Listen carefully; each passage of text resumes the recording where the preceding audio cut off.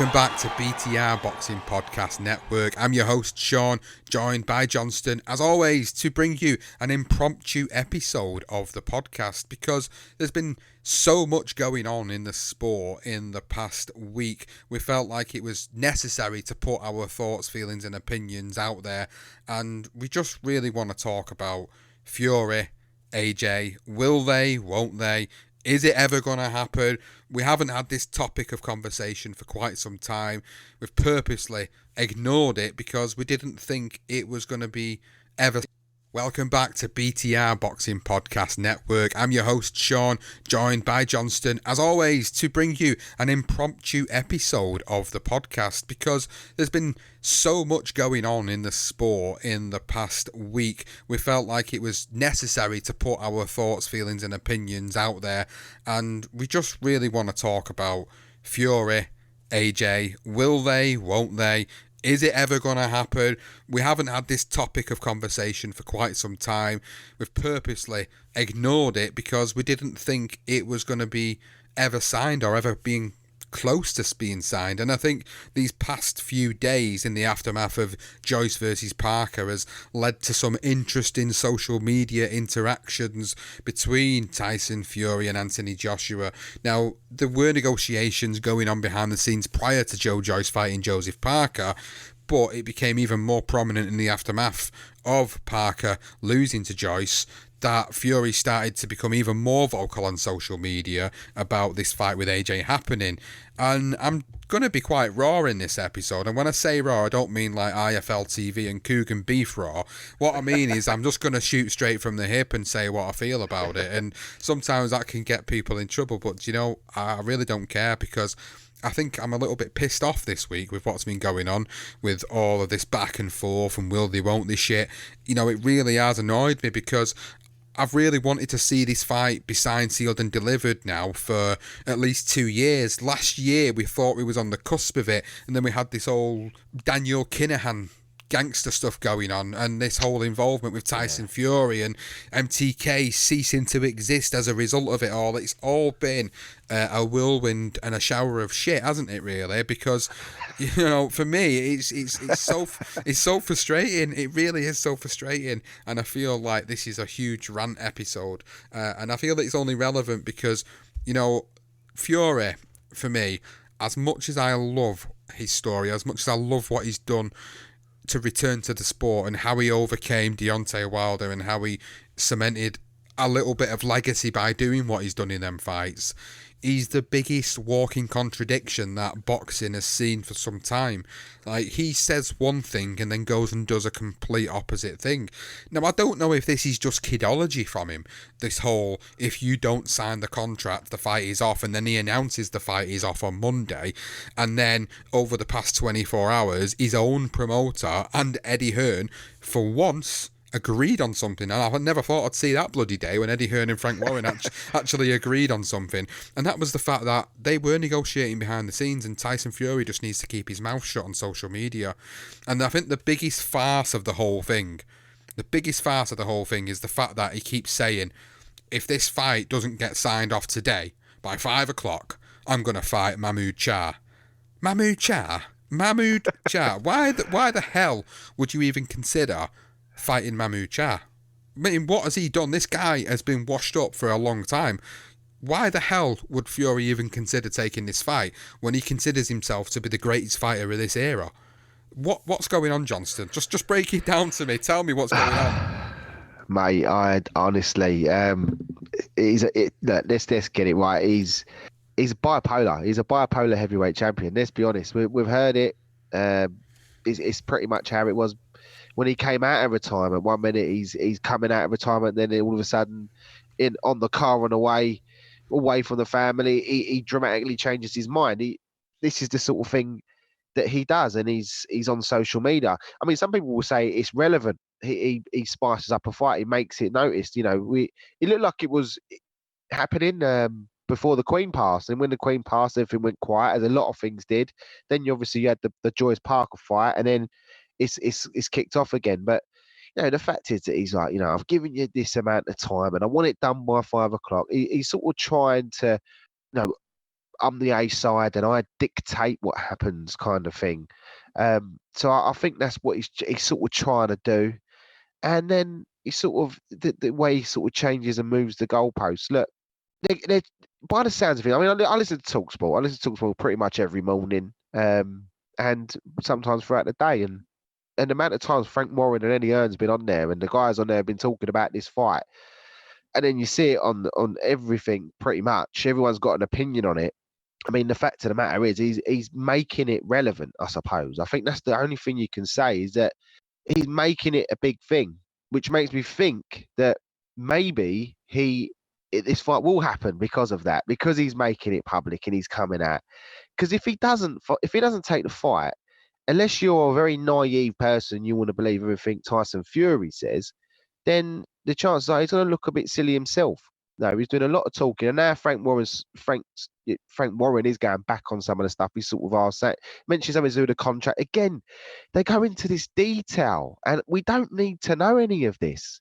Frank Warren's on flipping talking about the ins and outs of the contract and what the contract is and what needs to be done, and it's sitting with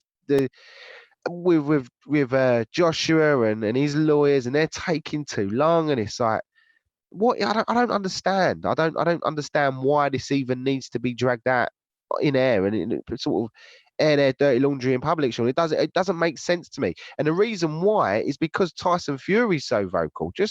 He just needs to settle down. But you can't tell him. You can't tell him not to put a tweet out and not to put a video out. And as I say, he's bipolar. He changed his mind very quickly. So he was retiring after the White fight.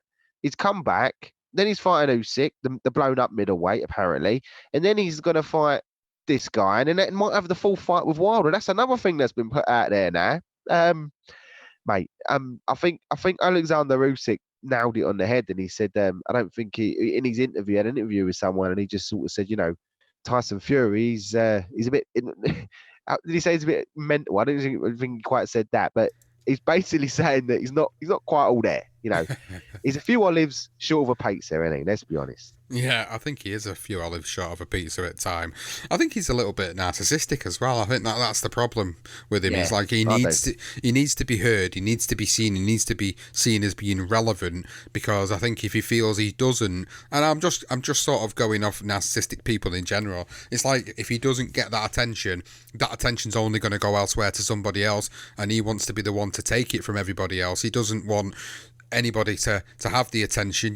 Tyson Fury will steal the shit out of your ass, not because he wants it, just so you can't have it. That is Tyson Fury all over. That is just the way he is. Like, it's such a shame that at times he can just become this big walking contradiction because of the fact that he just continuously goes against what the promoters are saying, the lawyers are saying. And you know what? That's another thing you rightly pointed out. Why did he need to go on TalkSport and talk about the ins and outs of a cat's ass when it comes to the contract? I don't get that either. I really don't get it. It's like boxing fans in general, like, why do boxing fans feel the need to know the ins and outs of a contract? Why do they need to know about a certain stipulation clause? And then you get experts, don't you, all of a sudden coming out of the woodwork, giving us the lowdown on these contracts. I think, just fucking shut up. Like, I'm not even joking. Like, seriously, like, you don't even know. Like, what are you talking about? What information has been shared with you apart from, I mean, Eddie Hearn and Frank Warren like to talk a lot of nonsense. They do.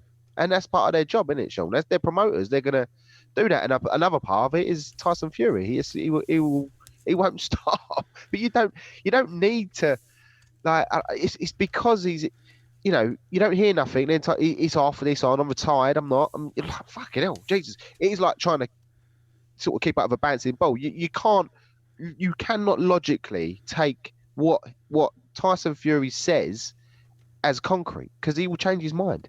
We've heard it. We have heard it before. It's so many times, and this is before this. This is what he does. So I honestly believe when he put that offer forward, the offer's out there. I think they're moving heaven and earth to make sure they get this fight on. Who in their right man wouldn't? Why would Anthony Joshua want to drag his heels? And all I hear and all I've seen, Sean, is because he's scared. What a load of old nonsense. Fighters ain't scared to fight each other. They're fighters, for fuck's sake. That's what they do. The problem is Warren, is Hearn, and then obviously Tyson Fury's bipolar issue. That's basically what it is. I mean, and you just get so many people with an opinion. Look, I don't want to hear no more shit. I really don't. And I'm on here talking about this because we haven't spoke about it, Sean, and it's like I don't want to hear it until something gets signed. If you're going to throw Manuel Char at us, mate, that's ridiculous. That's bullshit fight, mate. That's what that is. That is a bullshit fight. You know, he's changed his mind about 7 times in the past 3 weeks. I mean, you mentioned, right? So let's do a little bit of a timeline here. He beats Dillian White and says, "That's it. I'm never fighting again." Then he decides, after seeing Usyk beat Joshua, that he's going to come out of retirement and fight the blown up middleweight. Then nothing happens. Then he wants to fight Derek Chisora. Then he was at the Joe Joyce fight having a confrontation with Chisora, and the dialogue between them was hilarious in the interview that was captured, or not so much interview, but the camera that was recording it at the time. I can't remember which outlet was doing it, but it was basically Fury saying to him, "Why don't you want to fight me?" And Chisora's response is like, "You didn't send me a contract." And Tyson Fury's response is, "Well, I didn't think I needed to." And it's like, of course you fucking needed to. If you wanted to fight Derek Chisora as a tick-over fight to wait to fight Usyk next year, why didn't your team send the contract over? Like, it's just bullshit all the time. There's always an excuse as to why something doesn't get solidified. So then he changes his mind again. Then we get this saga that's starting with AJ. Then we start to get sort of teased again about the fact that this fight could actually happen, and then he goes, "You know what, it's not happening, I'm going to fight Mahmoud Char instead." And Mahmoud Char's even coming out on social media putting his 10 pence in. I mean, who gives a fuck about Mahmoud Char? Like, who cares about him? Nobody cares about this guy. This guy is washed up. He's well over the hill. What is he doing? Like, why is he putting his 10 pence in? Do you know what I mean? He's just like a bad fart in an elevator. I mean, he shouldn't even be a part of this conversation.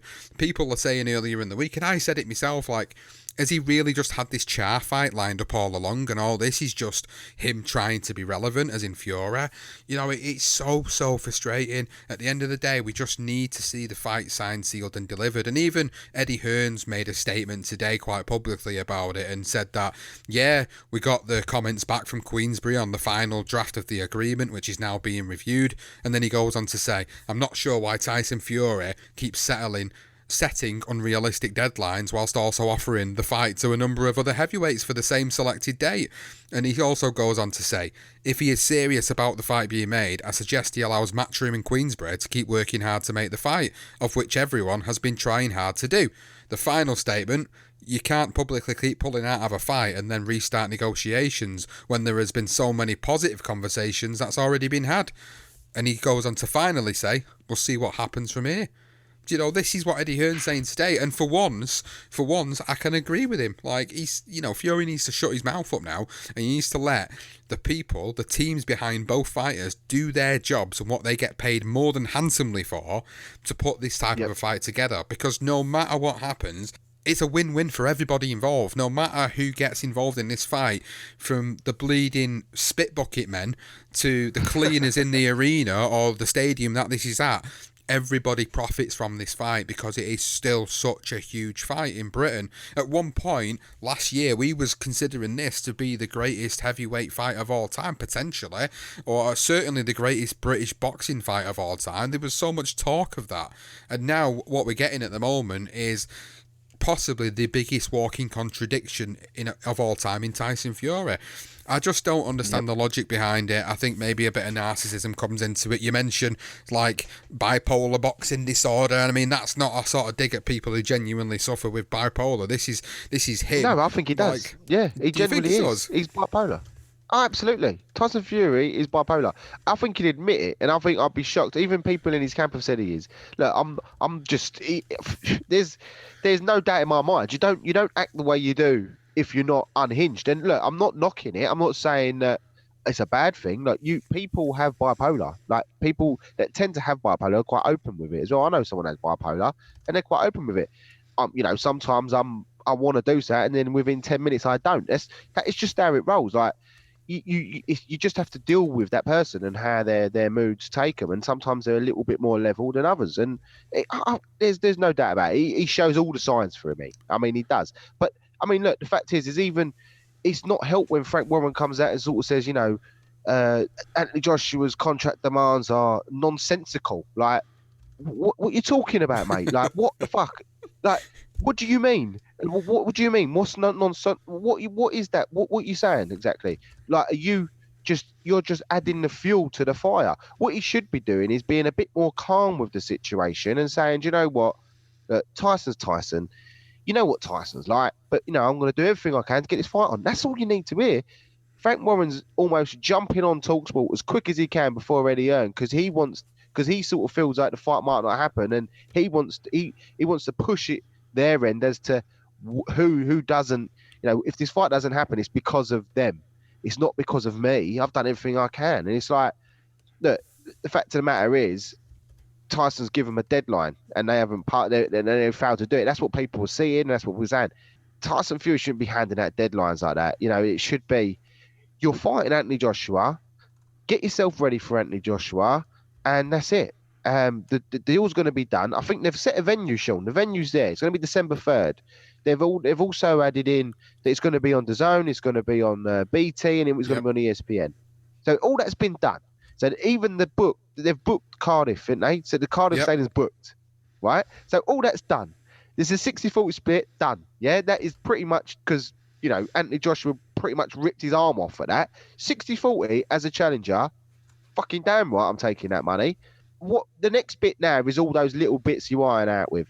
You do need to go through. You need lawyers looking at them. You need drafts, and then you finalise it. But the main consensus of this contract should be done. I mean, that's basically it, isn't it? It's just the finer details. And the fact they're airing it on public and people coming out with all these fantastic, imaginative ways of how they see and who they, of a contract and who's doing wrong, who's not doing right. It's bollocks. It's bollocks. The fact of the matter is, Tyson Fury says he wants to fight. He needs it done. He can't be passing deadlines. It shouldn't be him saying, why is he getting involved?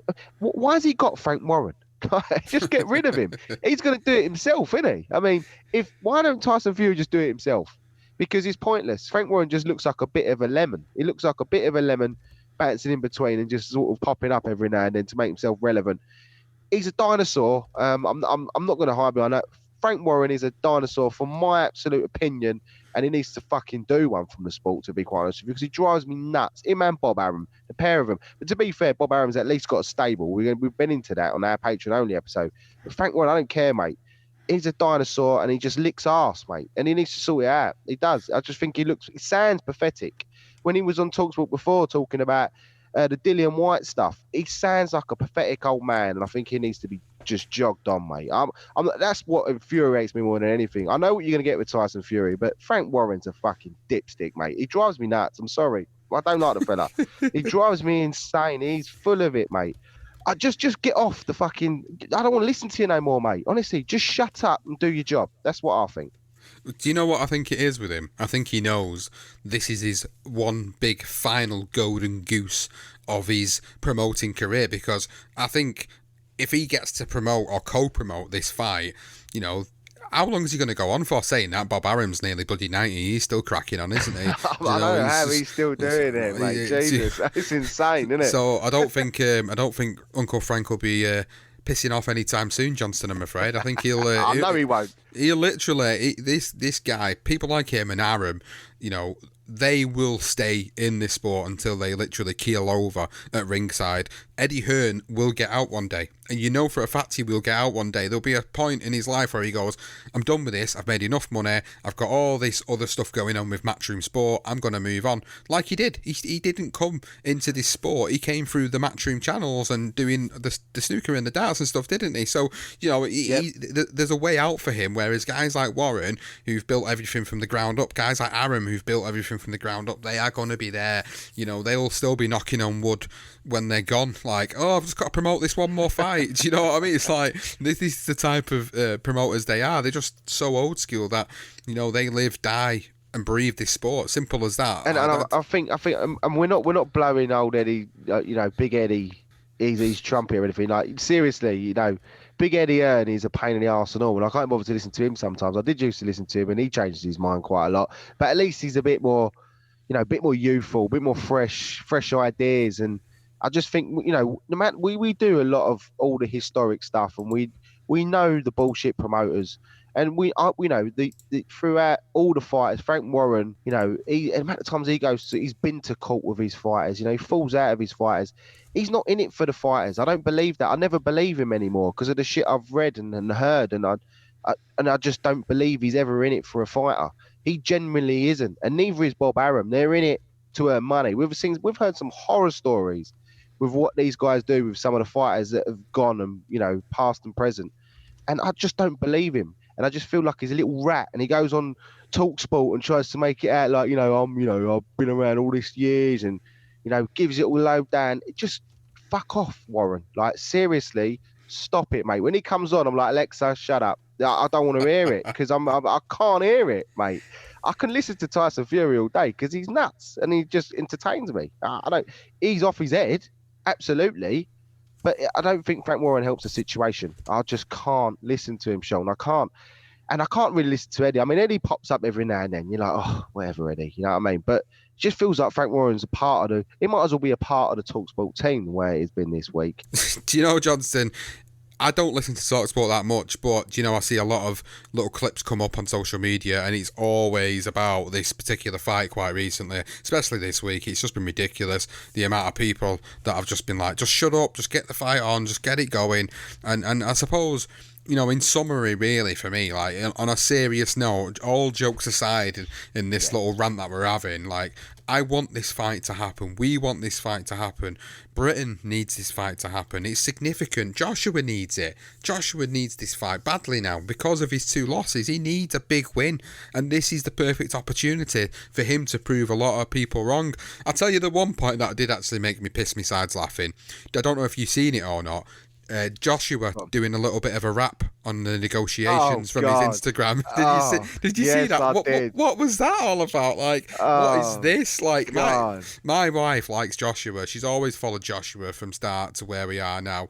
And even she watched that and she's just like, what is he doing? And I said, do you know what? This is the real Joshua. This is finally the real roadman Joshua coming out. This is not the media-trained Anthony Joshua. This is the drug-dealing Anthony Joshua. This is what he was like. And even his mates in the car with him in the background, you could just see they just look like knobs. And it's just like, this is the sort of real street life that he's come from. And it's like, he's starting to open them sort of roots back up again, especially with his little breakdown in the ring after the Usyk fight. And it's even funny what Usyk says about Joshua recently. Usyk said, like, what he thought about when he started dropping the belts in the ring. He said it was like a kid who's playing a game of football and whose football it is and who doesn't like something that happens and then he picks his ball up and takes it home. He literally used that analogy to describe him. So, like, it's like the real Joshua's finally come out. Fury's Fury. He's as mad as a box of frogs, and he always will be, but he does need to shut up about making deadlines, and he does need to shut up about saying he's going to fight Char, because, my word, if this fight falls through and he fights Mahmoud Char, all that credibility he's gained from everything he's done since his return to the ring, to be honest with you, I think he'll lose a lot of support. He'll lose a lot of fan base from people. And this new book that he's got coming out, well, that's going to be plummeting. And you'll see that in the charity shops by the end of Christmas for about £1, because nobody's going to want to read it. I mean, this is like the 3rd or 4th book he's bloody brought out, and he's not even finished his boxing career yet. So, it's just little things like that. It's just all a big money-making sausage machine at the moment with Fury, like all his appearances everywhere and stuff. It's kind of like, that kind of gives me that interpretation that, he's at this part of his career now where it is a little bit money-orientated, and you start to sort of question when he does stuff like this, how much hunger really is there to get these fights on, or is it just the biggest ploy in boxing where he is just leading everybody into this false sense of security when in reality, he knows this fight was going to happen all along? It just makes you wonder because of how sort of erratic and mad he can be at times. It's like he already knows what's going to happen, but he's just trying to do all this to ruffle everyone's feathers. It is. That's exactly what it is. It makes it relevant. I don't quite enjoy it. I personally don't. There are people out there that do. I just think that there's nothing better than when you hear of a fight that comes out the blind side and you're like, whoa, didn't expect that. That is a tasty fight. That, a bit like when Kell Brook fought Golovkin, it come out of nowhere. When Khan fought Canelo, it come out of nowhere. These are the fights that are like they really, you're like, wow, yeah, I'm really excited for this now. And I'm sort of hoping that Errol Spence and Crawford would do the same. But I don't know whether that sounds promising, and then it's sort of gone quiet again. You just want them done, Sean. Like, you just do. And the thing, I know, look, Tyson Fury is going to bring a lot of noise. He's always going to bring a lot of noise. That's what he does, That WWE style is a part of his game now. It's all part of his image and his character. And some people really enjoy it, other people don't. And the argument is still there. Is he the greatest of this era? Well, if he fights Deontay Wilder or if he fights Wilder for a full time minute, or Char, or even Chisora, then, his credibility is going to fall, isn't it? And the fact of the matter is, although Joshua has lost 2 fights to Usyk, I still feel like he's lost to probably the best man around in boxing at the minute. So he's lost. He was more competitive in that second fight, but he's fought one of the best in the business. And I don't think Tyson Fury is. People have this idea that Usyk gets demolished by Fury. He doesn't. And people have the idea that because Joshua lost to Usyk twice, that, it's going to be a third loss. He's not interested in a third. That's why he's not taking the fight.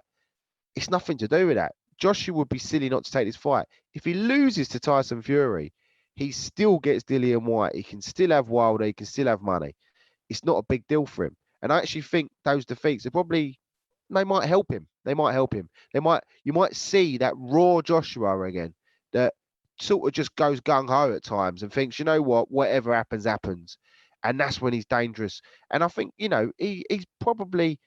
he fights good against bigger guys. He does. Tyson Fury will struggle against Joshua, I believe, more than he did against Wilder. That's just my honest opinion. I think Joshua does get success in this fight.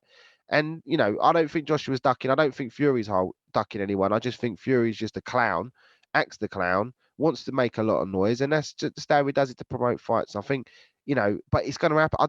I sort of, I'm like 60. Yeah, I'm going to go 60-40 because that's what Joshua is getting. 60-40. That's the split. So I'm 60-40 on it being the fight is going to get signed and we're going to see it.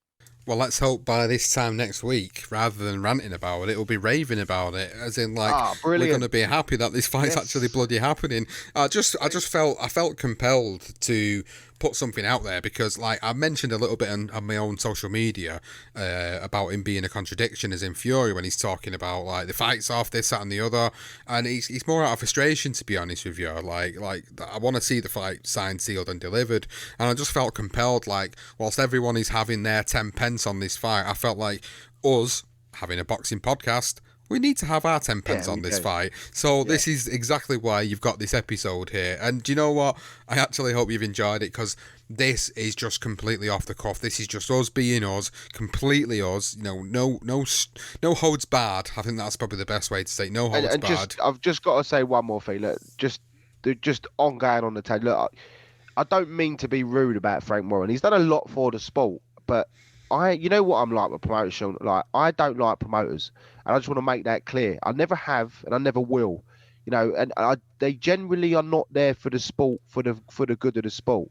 They ain't. They're there to earn money. That's why they're there. And if people get this delusional theory in their head to think that they're always looking out for fighters, it's bollocks. It's like a football agent. They're there to earn money. They're not there to look after their footballer. It's like a catalogue, and they look at it and they go, who can make me the most money? There's me golden egg. I'm going to throw all my money into that person. So that's why I just want to make that clear. I don't like promoters. Never have, never will. Unless you're probably the Goodwins who do it for the love of the sport. Then they're the type of guys that do look after fights, because they get fuck all for it. It's these big money promoters, don't like them, never have. Well, that's Johnston certainly getting his way out of a potential lawsuit from Frank Warren's team. Oh, innit? For fuck all. I ain't got nothing. by justifying his comments on Frank. To be fair, do you know what? You've not even said anything that bad, really, untoward, to be honest. It is out of frustration because he does pipe up too much. He's more involved. He's more involved than the fighters. Like, he doesn't need to be on TalkSport every day shouting from the rooftops. I know he's got a job to do in terms of promoting it, but like you said earlier, and I'll finish it up by saying, just keep your nose out of it, as in, just get out of the public eye, do the deals behind the scenes, get the deals done. If you want to leave anyone to talk about it, then the fighters can just go back and forth about it if they want to do that. So, just get the deal signed. It's as simple as that. Stop letting people down by saying, oh, it's going to be this and it's that, and it's pointing too many fingers at people as to why things are not happening. Just get the deal done. Everything looks like it is near enough in place for this to be signed. It just feels like there's all these tiny little details that just need to be confirmed by both sides so they can just get the fight on. The excitement levels it will bring, the tourism that it will potentially bring as well to the UK. Yep. There's a lot of tourism potential there as well, with people coming from America to probably want to see this fight. There's a huge moment for boxing if this fight is to happen, not just for British boxing, but the heavyweight division in general. It's a huge moment for it, regardless of the fact Joshua doesn't hold the titles anymore and it's not as big. It's still a huge fight. Just get it signed, sealed and delivered. And on